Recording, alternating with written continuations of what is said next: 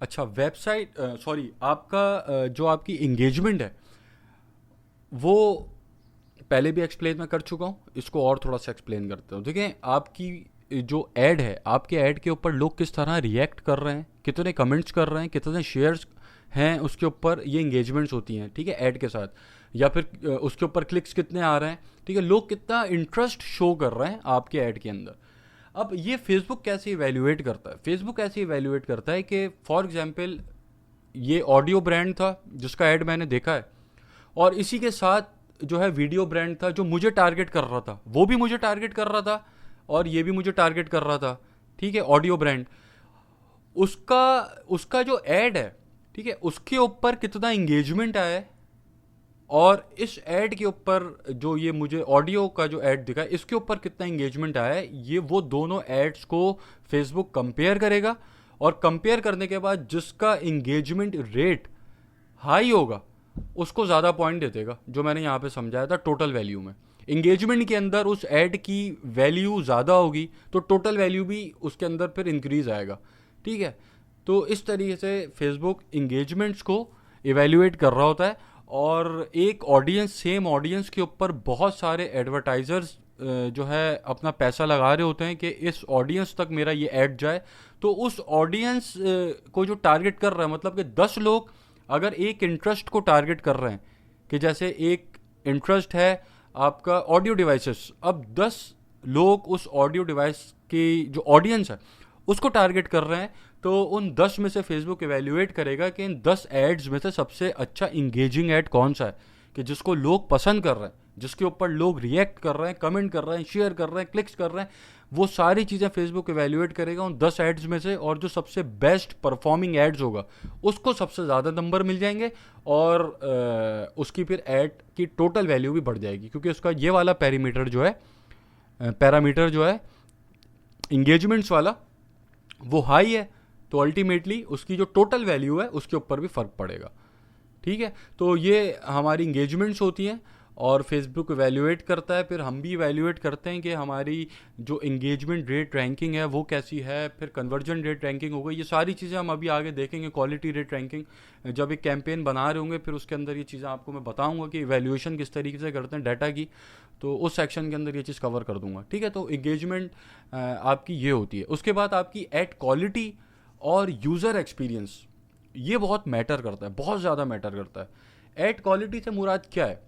Add quality से मुराद ये है कि आपका एड कहीं ऐसा तो नहीं है कि आपने अपने ऐड के ऊपर यहाँ पर इसने लिखा हुआ है कि हरी अप बाय नाउ, ठीक है, और उसके साथ जो है इसने कुछ ऐसा लिखा हुआ है कि world best best audio devices, ठीक है, या उसने लिखा हुआ है कोई क्लिक बेट है, कोई उसने ऐसा लिखा हुआ है कि इसके ऊपर जो है आप जो है अभी क्लिक करें और रातों रात करोड़पति बन जाएं, ठीक है, या कोई ऐसा कोई ऐड है, या उसके अंदर लिखा हुआ है कि कोई ऐसी जो है कोरोना वायरस का जो है वैक्सीन बाय कर लें मुझसे। मतलब कोई इस तरीके की चीज़ जो थोड़ी सी ऐसी हो कि प्रैक्टिकलिटी से दूर हो, ठीक है, कि रातों रात अमीर बन जाना, और आप मेरी इस स्ट्रेटजी पे अमल कर लें, रातों रात आप अमीर बन जाएंगे, करोड़पति बन जाएंगे, और ये हो जाएगा वो हो जाएगा।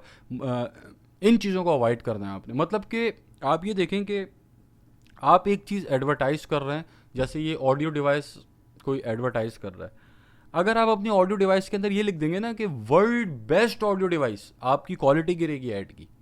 आपने बेस्ट इस्तेमाल कर लिया कि this is a best audio device, ठीक है, लेकिन अगर आपने उसके साथ कुछ एक्स्ट्रा वर्ड्स डाले कि ये दुनिया की सबसे अच्छी ऑडियो डिवाइस है, तो प्रैक्टिकलिटी से दूर है ना ये फिर तो बात, क्योंकि दुनिया की सबसे अच्छी तो नहीं हो सकती, तो फिर ये चीज़ आपकी ऐड की क्वालिटी गिराएगा, ठीक है। तो आपने जो आपकी ऐड क्वालिटी है उसके ऊपर आपने इस चीज़ का ख्याल रखना है कि आपने कोई ऐसी डिस्क्रिप्शन के अंदर बात नहीं लिखनी, ऐड कॉपी के अंदर आपने ऐसा कुछ नहीं लिखना कि जिससे फेसबुक को ये लगे कि ये पागल बना रहा है। बस आसान अल्फाज के अंदर ये, बस फेसबुक को ये नहीं लगना चाहिए कि आप उनके यूज़र्स को किसी भी तरह पागल बना रहे हैं या पेलने की कोशिश कर रहे हैं, ठीक है। तो ये चीज़ फेसबुक बहुत नोट करती है, और इससे फिर आपकी ऐड की क्वालिटी गिरती है, ठीक हो गया। और अक्सर आपको ऐसी चीज़ें नज़र आती हैं, पोस्ट नज़र आती हैं कि जो एक ब्लॉग की पोस्ट होती है और उसके ऊपर आप क्लिक करें तो आप एक लैंडिंग पेज के ऊपर जाते हैं, वहाँ पर एक ब्लॉग लिखा होता है पूरा, और जो फेसबुक के ऊपर उसने लगाई हुई होती पोस्ट, उसमें लिखी हुई होती कि इतने बंदे हलाक, मतलब इस जगह ये हो गया और इतने बंदे मर गए। और जब आप उसके ऊपर क्लिक करके उसके लैंडिंग पेज पे जाते तो ऐसा कुछ भी नहीं होता, फॉल्स न्यूज़। ठीक है, तो ये सारी चीज़ें आपके ऐड की क्वालिटी को गिराती हैं, और ऐड अकाउंट बैन भी हो जाते हैं। ठीक है, आपका पेज भी डिलीट हो सकता है। तो इन चीज़ों को आपने अवॉइड करना है। और फिर आपकी जो लैंडिंग पेज है उसके ऊपर यूज़र का एक्सपीरियंस क्या है, फेसबुक इसको भी देखती है। ठीक है, कि जैसे आप, ये एक लैंडिंग पेज है, मैं इस पेज के ऊपर आया और यहाँ पर आकर मैं कितना वक्त गुजार रहा हूँ। जाहिर है अगर मैं ज़्यादा यहाँ पे टाइम स्पेंड कर रहा हूँ तो फिर मतलब कि यहाँ कुछ ऐसा है जो इंटरेस्टिंग है। ठीक है, क्योंकि यहाँ तो अपना पिक्सल लगा है फेसबुक का, वो देख रहा है मेरे हर अमल को, वो देख रहा है कि मैं इस वेबसाइट पर आके क्या कर रहा हूँ। ठीक है, तो फिर क्या होगा कि अगर मैं इस पेज के ऊपर मैंने वक्त ज़्यादा गुजारा है, या मैंने इस पेज से आके कुछ ख़रीद लिया है, बाय कर लिया है, ठीक है, तो फिर फेसबुक को बोलेगा नहीं यार ये तो अच्छी चीज़ है, तो आगे कस्टमर कन्वर्ट हो गया यहाँ पे। ठीक है, मतलब कन्वर्जन हो गई, उसने परचेज कर ली।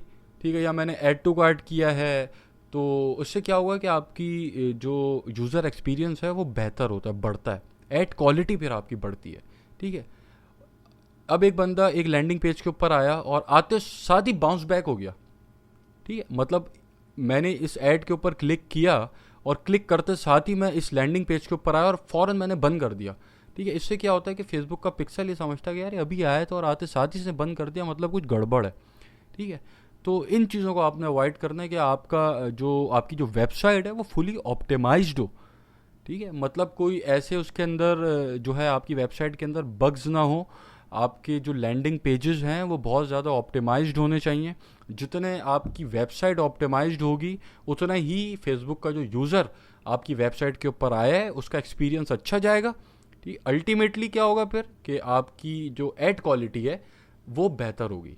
ठीक है, फेसबुक फिर ये आपको कंसिडर करेगा आपके ऐड को कि यार इसकी ऐड क्वालिटी बेहतर है। क्यों? क्योंकि इस ऐड से जो भी मेरा यूज़र इसकी वेबसाइट के ऊपर जा रहा है वो वहाँ पर जो है इसकी वेबसाइट जो है बहुत फुली ऑप्टिमाइज्ड वेबसाइट है और बहुत अच्छी वेबसाइट है, और वहाँ पर जो है यूज़र बाय भी कर रहा है वहाँ से चीज़ें, और वहाँ पर टाइम भी स्पेंड कर रहा है। तो ये सारी चीज़ें फिर फेसबुक एवेल्यूएट करके आपको जो है एक रैंकिंग देती है, जो कि हम फिर चेक करते हैं, उसको एवेल्यूएट करते हैं। तो वो फिर आगे इंशाल्लाह डिस्कस करेंगे। ठीक है, तो ये 3 चीज़ें हैं जिसके ऊपर आपके ऐड की टोटल वैल्यू निकल के आती है, और इन 3 चीज़ों के ऊपर ही फेसबुक आपको एवेल्यूएट करती है आपके ऐड को, और जिसके ऐड की टोटल वैल्यू सबसे ज़्यादा होगी उसका ऐड सबसे सस्ता होगा, और उसका ऐड सबसे अच्छा होगा, सबसे पहले दिखेगा। मतलब कि 10 लोग अगर अपना ऐड चला रहे हैं और 10 के 10 लोग एक ऑडियंस को टारगेट कर रहे हैं, सेम ऑडियंस को, तो पहले किसका ऐड दिखेगा? उसका दिखेगा जिसकी क्वालिटी बहुत अच्छी है, सॉरी ऐड की टोटल वैल्यू जिसकी ज़्यादा है। इन 3 पैरामीटर्स को कंबाइन करने के बाद जो टोटल वैल्यू बन रही है जिस ऐड की सबसे ज़्यादा होगी वो पहले दिखेगा, उसके बाद जिसकी होगी वो फिर दिखेगा, फिर उसके बाद जिसकी होगी फिर वो दिखेगा। इस तरीके से फेसबुक आपके ऐड को अपनी न्यूज़ फीड के ऊपर जगह देता है। ठीक है, तो ये बहुत इम्पॉर्टेंट फैक्टर है, आपको इसके ऊपर बहुत काम करना चाहिए और इसको हल्के में नहीं लेना चाहिए, क्योंकि ये बहुत हेल्पफुल होता है आपके लिए अच्छे रिजल्ट्स को लाने में। और इसके ऊपर आगे और बात करेंगे जब हम टेस्टिंग के फेज़ के अंदर जाएंगे। टेस्टिंग के ऊपर बात कर रहे होंगे कि हम किस तरह टेस्ट करते हैं क्रिएटिव्स को डिफरेंट, और क्या फिर उसके होता है पूरा उसको फिर हम जो है डिस्कस करेंगे। अच्छा, इसके अंदर मैं जो फेसबुक एड्स का सेशन है उसके अंदर मैं एक ब्लूप्रिंट भी दे दूंगा, मतलब एक रोड मैप दे दूंगा आप लोगों को कि एक अगर स्टोर, किसी का स्टोर बिल्कुल नया स्टोर है और वो फिर अपने उस स्टोर के ऊपर किस तरीके से अपनी सेल्स को जनरेट करेगा, मतलब ऐड कैंपेन्स किस तरीके से रन करेगा। ठीक है, उसका एक मैं रोड मैप बना दूंगा कि भाई आपने पहले ऐसे करना है, फिर ऐसे करना है, और इस पॉइंट के ऊपर ये चीज़ चेक करनी है। ठीक है, इस पॉइंट के ऊपर ये चीज़ चेक करनी है। ये एक रोड मैप मैं बना के दे दूंगा, तो आप सब उसको फॉलो करेंगे तो इंशाल्लाह आपके अच्छे रिजल्ट्स आएंगे। ठीक है, तो ये तो हमारा हमने बात कर ली इसके ऊपर कि जो इसके पीछे की साइंस होती है जिसके ऊपर हमें ऐड नज़र आ रहा होता है वो किस तरह काम कर रही होती है। अब हम बात करते हैं कि जो स्ट्रक्चर्स होते हैं कैंपेन के, ठीक है, अब हम उसके ऊपर थोड़ी सी बात कर लेते हैं कि स्ट्रक्चर जो होता है कैंपेन क्या होती है, कैसे होती है, एड सेट क्या होते हैं, एड्स क्या होते हैं। अब हम इसके ऊपर थोड़ी सी बात कर लेते हैं।